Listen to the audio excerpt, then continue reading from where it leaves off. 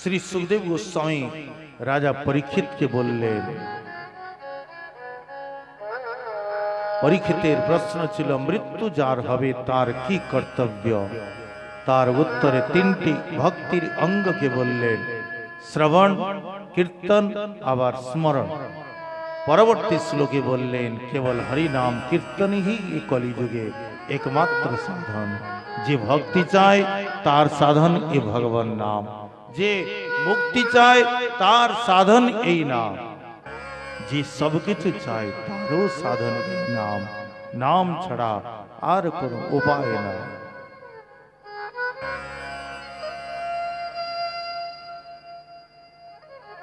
অনন্ত কৃষ্ণের নাম অনন্ত মহিমা। এই নাম মহিমা অনন্ত। সৃষ্টি সম্বন্ধে প্রশ্ন করলেন রাজা পরীক্ষিত।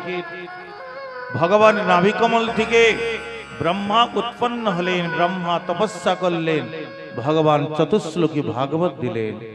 ব্রহ্মা বললেন কি প্রভু, আপনি ব্রহ্মাণ্ডের সৃষ্টি কেমন করেন, সেই সৃষ্টির জ্ঞান আমাকে প্রদান করুন।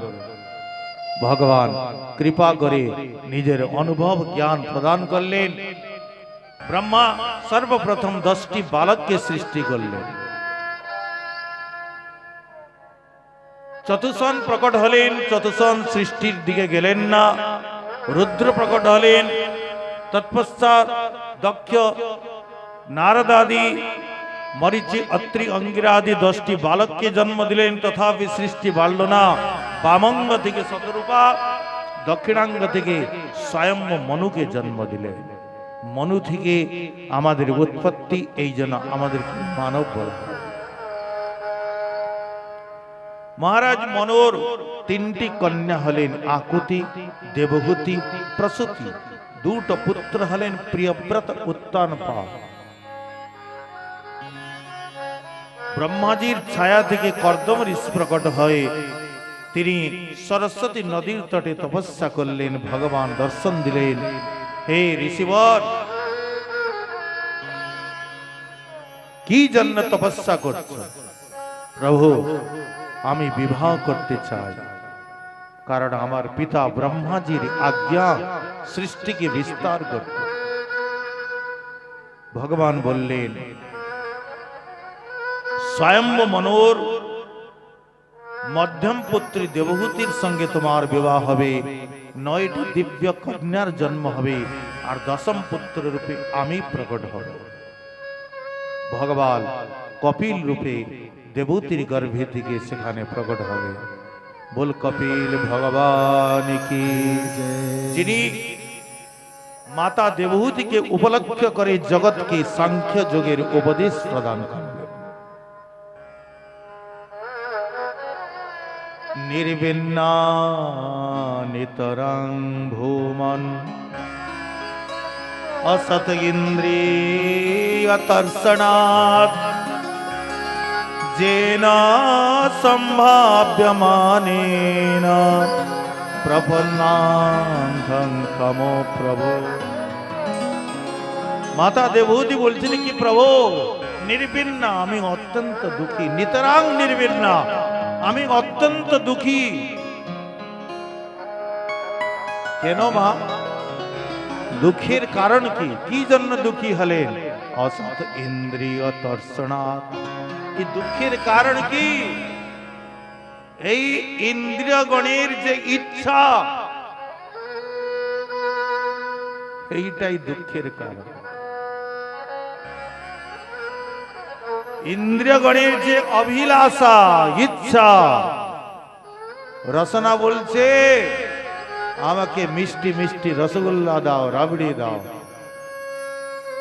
মিষ্টি খাবে, রাবড়ি খাবে, তো সুগারও হবে। সুগার কষ্টটা ভোগ করতেই হবে। কষ্টের কারণ ইন্দ্রিয় লালসা। নেত্র বলছে, আমাকে সুন্দর রূপ দেখাও। নাসিকা বলছে, সুন্দর সুগন্ধিত আঘ্রাণ দাও। শ্রবণেন্দ্র চাইছে, আমাকে সুন্দর সঙ্গীত দাও। ত্বচা চাইছে, আমাকে সুকোমল স্পর্শ দাও।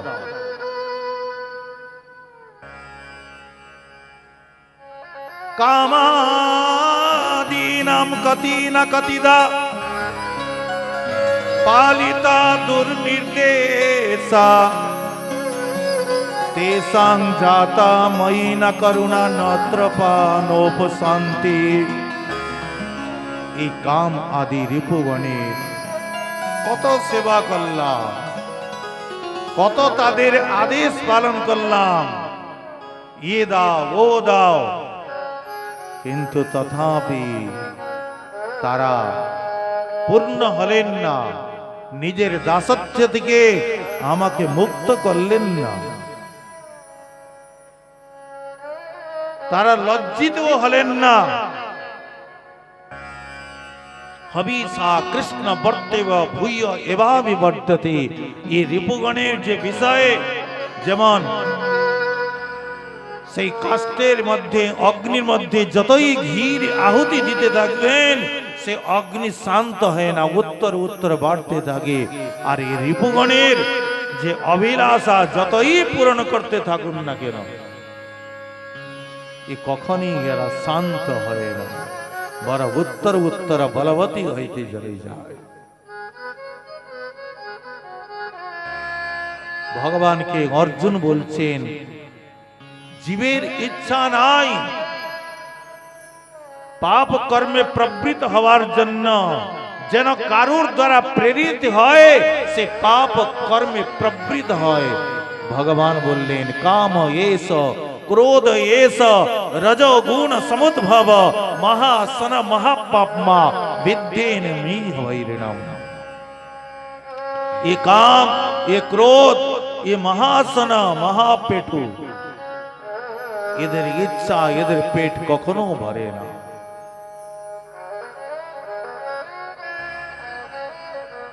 মাতা দেবতী বলছেন কি প্রভু ঋষি আমাদের এই বৃন্দাবনে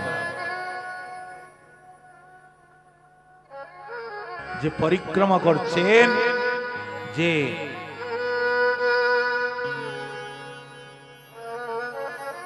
বরাহ ঘাট একটু আগে গেলে সুনরক গ্রাম পড়ে, সেখানে সৌভরী ঋষি যমুনার জলের মধ্যে তপস্যা করতেছিলেন। বাহিরে ভগবানের প্রচন্ড মায়া, সেই মায়া থেকে বাঁচার জন্য তিনি জলকে যোগ বলে জলকে স্তম্ভীভূত করে আর জলের মধ্যে তপস্যা করতেছিলেন। কিন্তু ভগবানের এমন মায়া, সেখানেও উনার বিবাহের ইচ্ছা জাগল।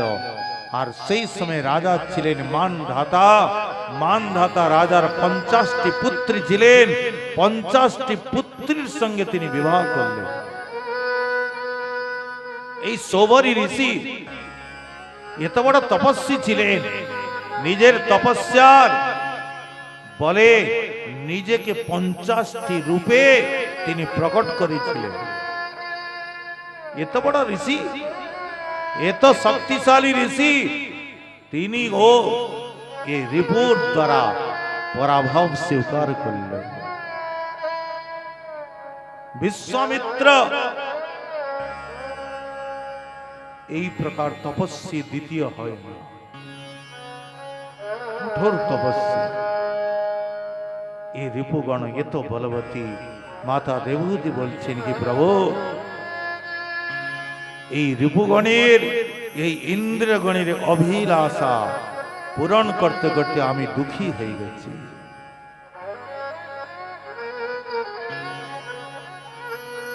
ভগবান কপিল বললেন কি মা ये मन ही सवार कारण, मन ही बंधनेर कारण और मन ही मोक्षेर कारण। चेत खल्लस्य बंधाय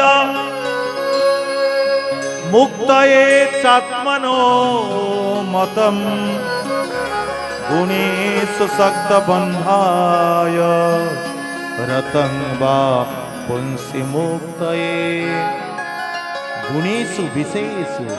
हे माँ ये मन ही बंधनेर कारण, मन ही मोक्षेर कारण। गुणेषु सक्त बंधाय गुणेषु विषयेषु। ये मन यदि विषय आसक्त हो गल तो बंधनेर कारण हो गल। और ये मन यदि भगवान नामे भगवानेर प्रति आसक्त हो गल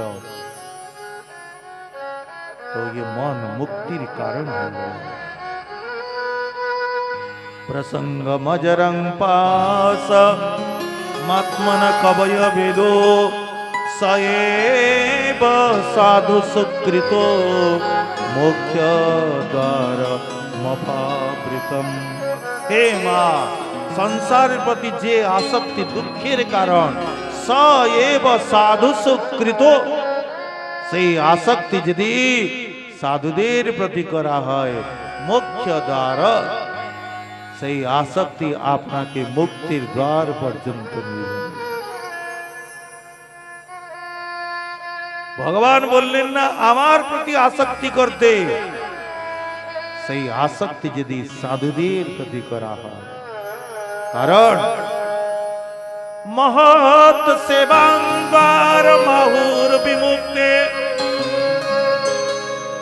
स्तमोद्वारम जोशिताम संगी संगम।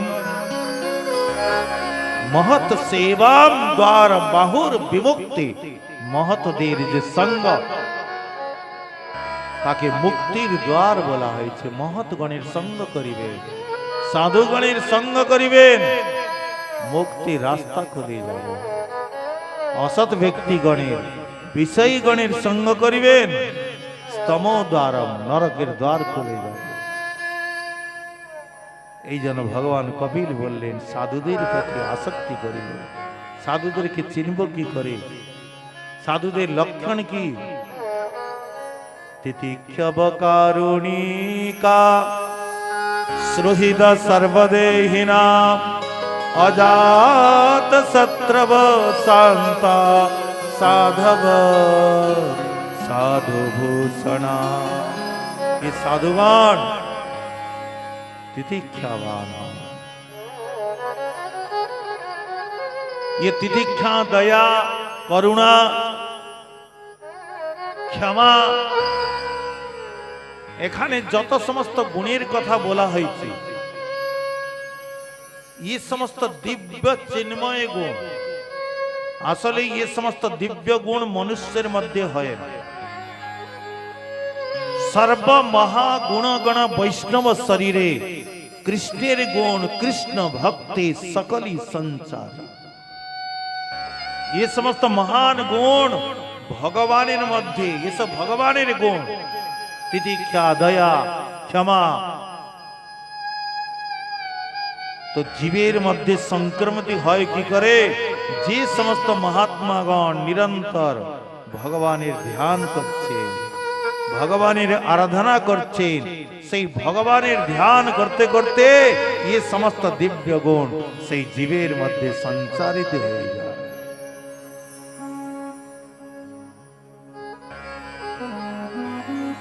हरिदास ठाकुर के 22 बाजारे जवनगण प्रहार करते थे,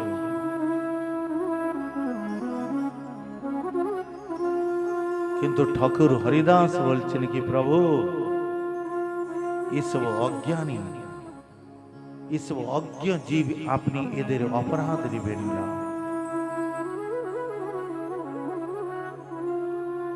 ये सब महान गुण जीवेर मध्य है, किंतु से भगवानेर चिंतन करते करते समस्त दिव्य गुण से जीवेर मध्य संक्रमित हो जाए। जस्यास्ति भक्ति भगवत किंचना सर्वे गुणैस्तत्र समासते सुरा।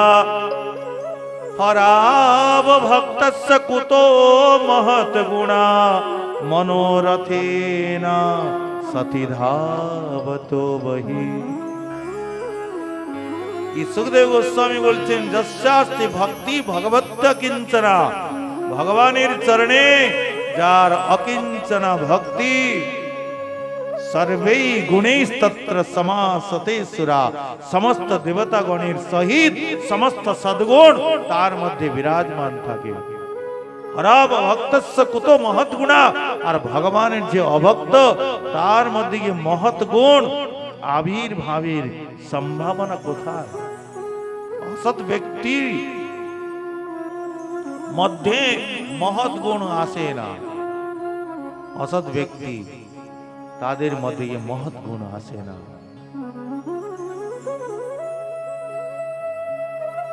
এই সাধু সঙ্গে এই সাধুগণ কি করেন প্রভু মই অনন্য ভাবে না ভক্তি করবন্তে যে দৃঢ়াম এরা অনন্য ভাবে আমার ভক্তি করেন আমার নিমিত্ত স্বজন বান্ধব সবকিছু পরিত্যাগ করেন আমার কথা কীর্তন করেন আমার কথা কীর্তন করতে করতে তপন্তি বিবিধাস্তাপা এদেরকে কোন তাপই তাপিত করতে পারে না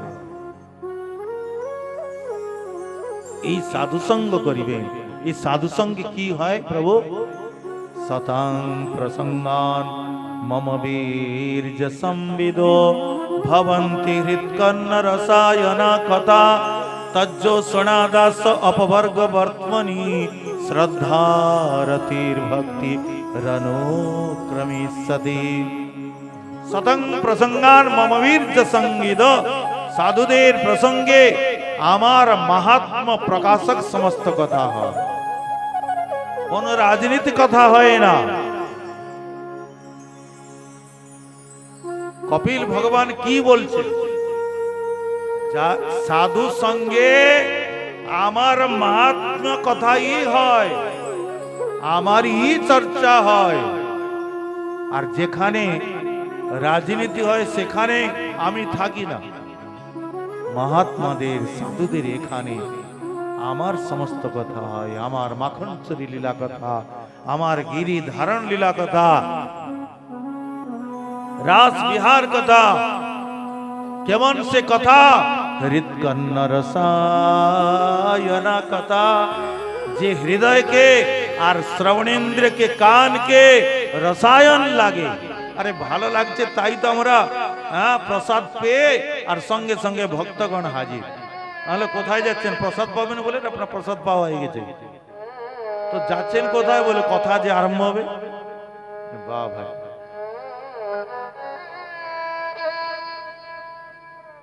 ভগবানের কথা এত আস্বাদন দেহের কষ্টকে তারা কষ্টই মনে করেন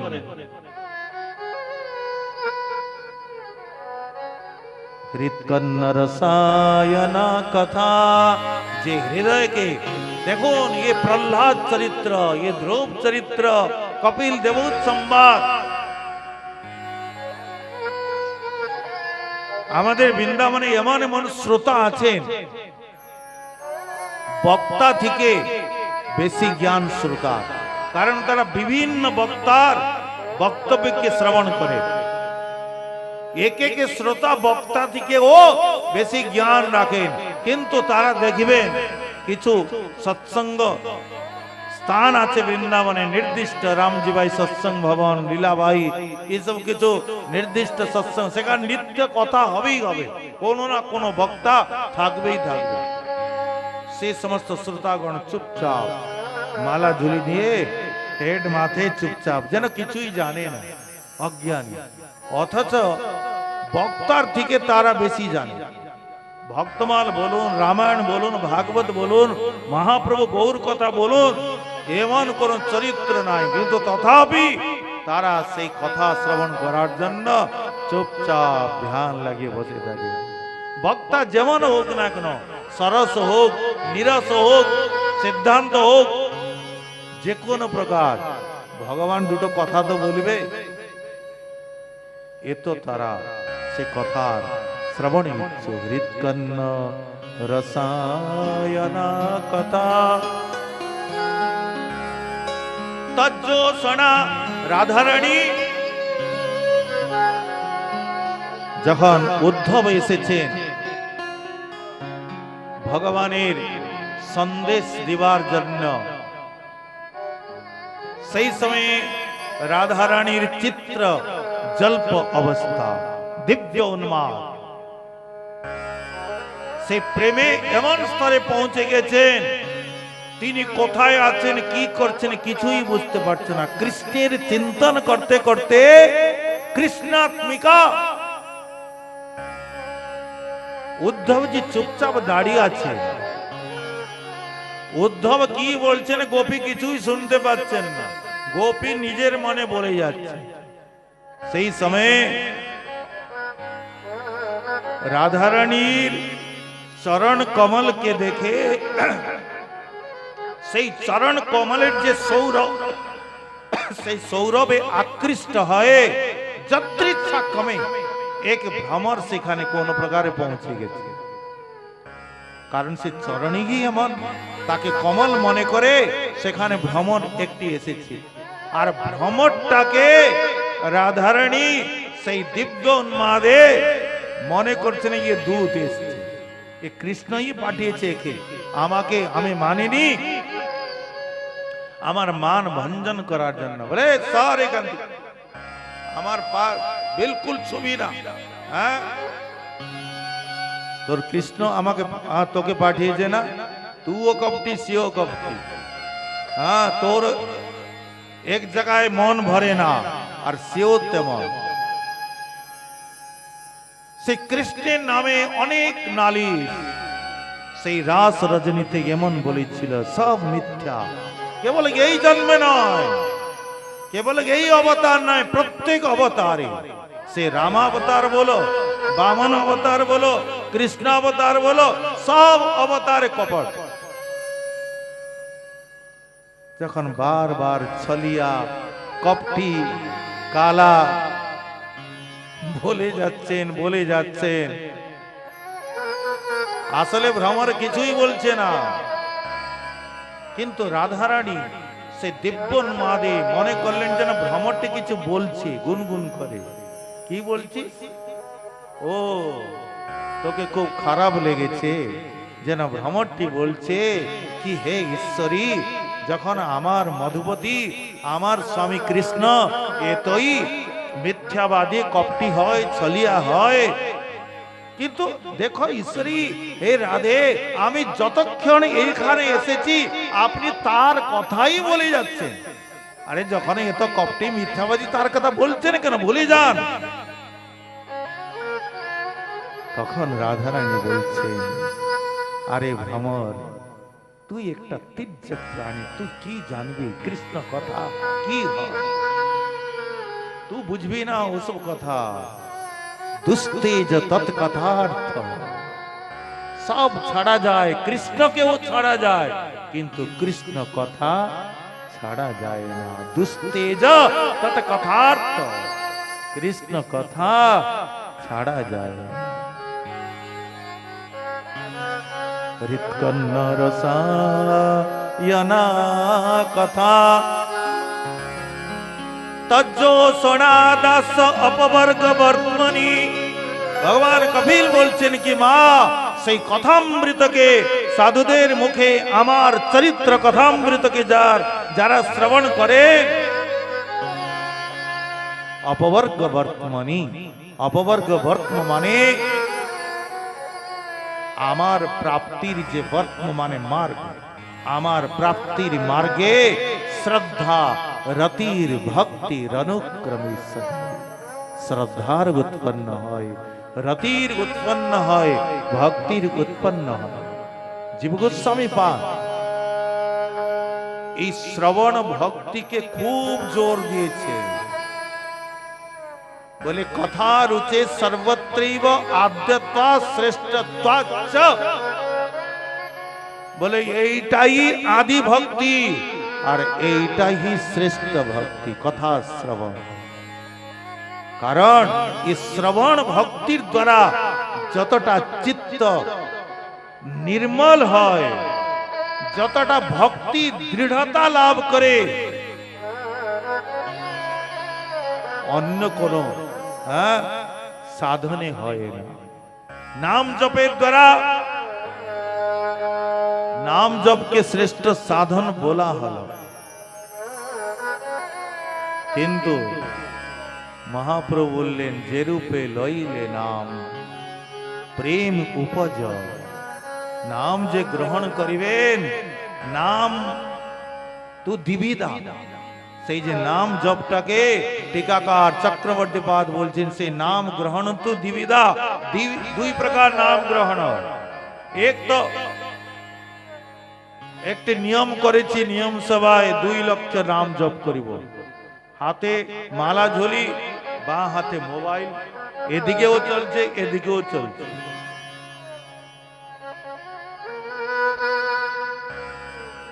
জীব গোস্বামী পাদ বললেন, এক নাম কেবলত্বেন আর এক স্নেহ সংযুক্ততেন। নাম করছি, যন্ত্রবৎ হাত চলছে, মুখও চলছে, কিন্তু চিত্ত নামে থাকে। চিত্ত কোথায় কোথায় ঘুরে বেড়ায়। ওখানে যাব, ব্যাংকে যাব, অমুক জায়গায় যাব, তার সঙ্গে দেখা করতে হবে। আরে কত মালা, 8 মালা। আরে বাল্যভোগের সময় ঘড়ি পড়ে গেল, তাড়াতাড়ি সেই কৃষ্ণ টেনে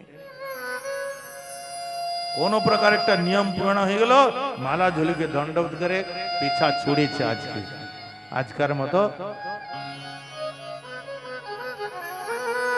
নাম জপের সময় মন এদিকে ওদিকে যেতে পারে, আর যায়, মন চঞ্চল, কিন্তু শ্রবণের সময় যেতে পারবে।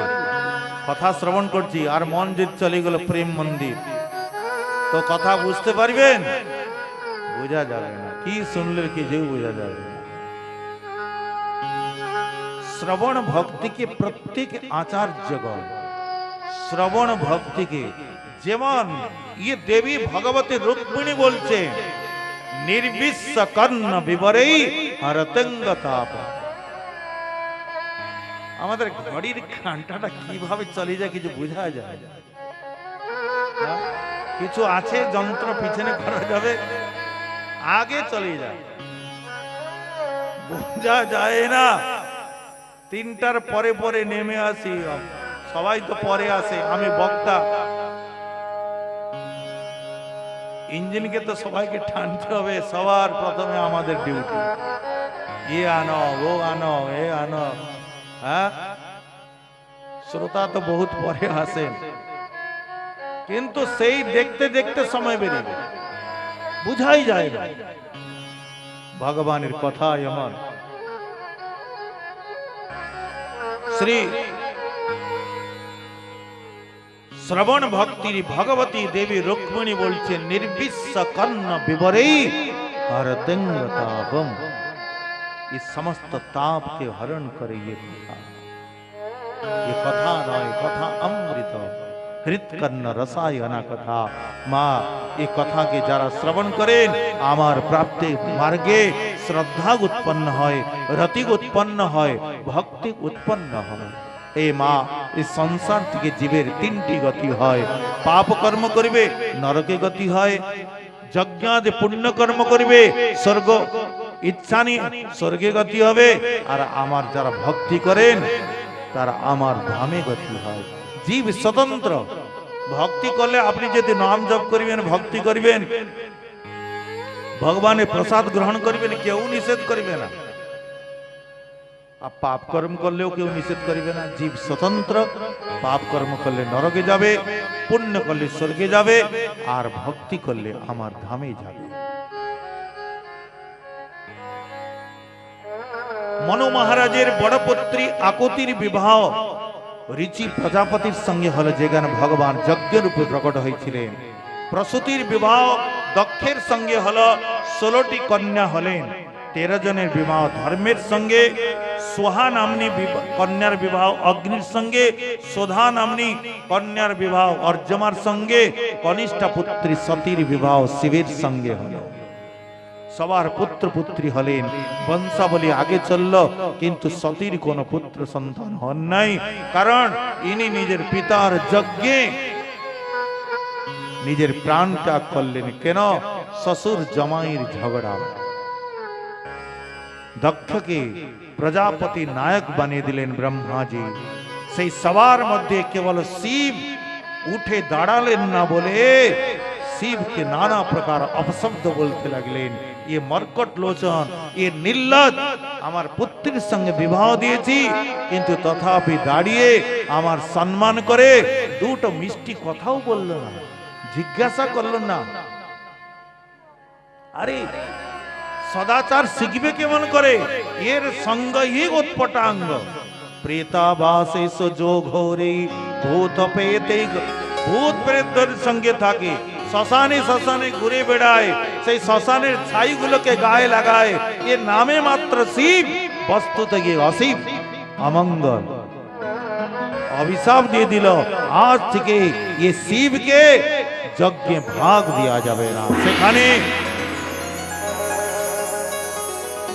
যারা বিশেষ বিশেষ ব্যক্তি ছিলেন তারা নিষেধ করা সত্ত্বেও দক্ষ ভগবান শিবকে অভিশাপ দিয়ে দিল। নন্দী দাঁড়িয়ে বলছে, আরে মূর্খ দক্ষ, যে মুখে তুমি শিবের নিন্দা করলে, অচিরে বহু শীঘ্র সেই মুখ তোমার ছাগলের মুখ হবে।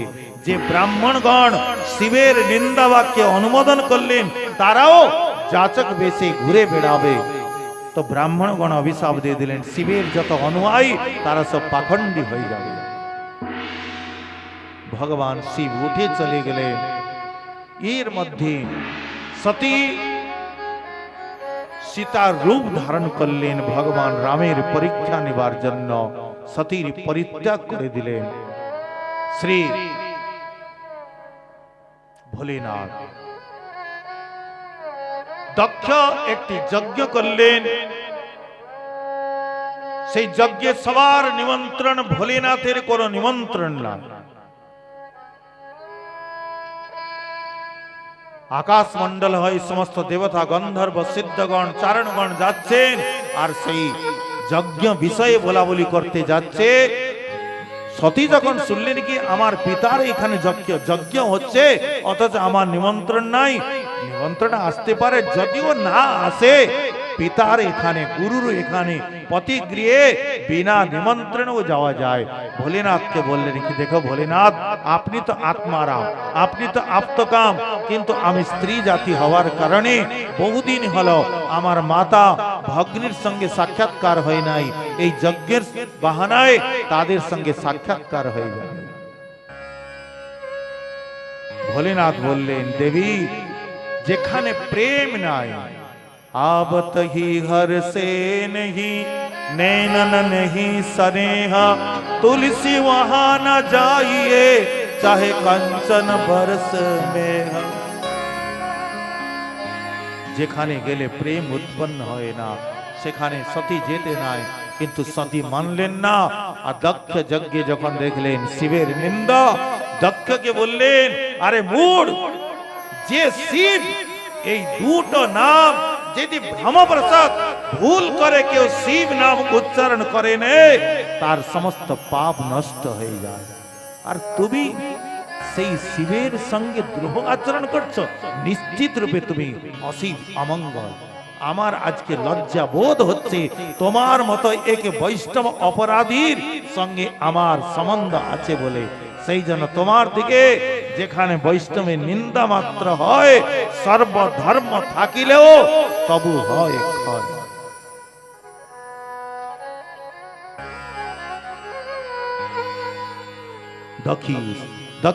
দক্ষের যজ্ঞে সতী নিজের দেহত্যাগ করলেন, প্রাণ ত্যাগ করলেন। ভোলেনাথ বীরভদ্রকে প্রকট করে দক্ষ যজ্ঞ বিধ্বংস করলেন। ব্রহ্মাদি সমস্ত দেবতাগণ প্রার্থনা করাতে আবার সবকিছু সমাধান করলেন। দুটো পুত্র প্রিয়ব্রত উত্তানপাদের পুত্র ধ্রুব হলেন। বিমাতা সুরুচির বাক্যবাণী গিয়ে তপস্যা করে ভগবত প্রাপ্তি করলেন। যখন মধুবনে তিনি ভগবত দর্শন করছেন, ভগবান বললেন, বরদান প্রার্থনা করো। ধ্রুব বললেন কি, প্রভু, এসেছিলাম আমি রাজ্যের লোভে, যেমন কোন ব্যক্তি কাঁচ খুঁজতে খুঁজতে মণি প্রাপ্ত করে নেই, তদ্রূপ আপনাকে মণি স্বরূপ প্রাপ্ত করে নিলাম। এখন রাজ্য না আছে, এখন আমার রাজ্যের লোভ নাই। কিন্তু ভগবান বললেন, হে ধ্রুব, তুমি 36,000 বর্ষ পর্যন্ত রাজ্য শাসন করে তৎপশ্চাৎ তোমাকে ধ্রুব লোক প্রদান করলাম, সেখানে তুমি আসবে। पंचम स्कंदे प्रियव्रत उपाख्यान सुखदेव गोस्वामी वर्णन करे श्रवण करेছেন। এই বংশে ভরতজি মহারাজ প্রকট হলেন। ভরতজি মহারাজ গণ্ড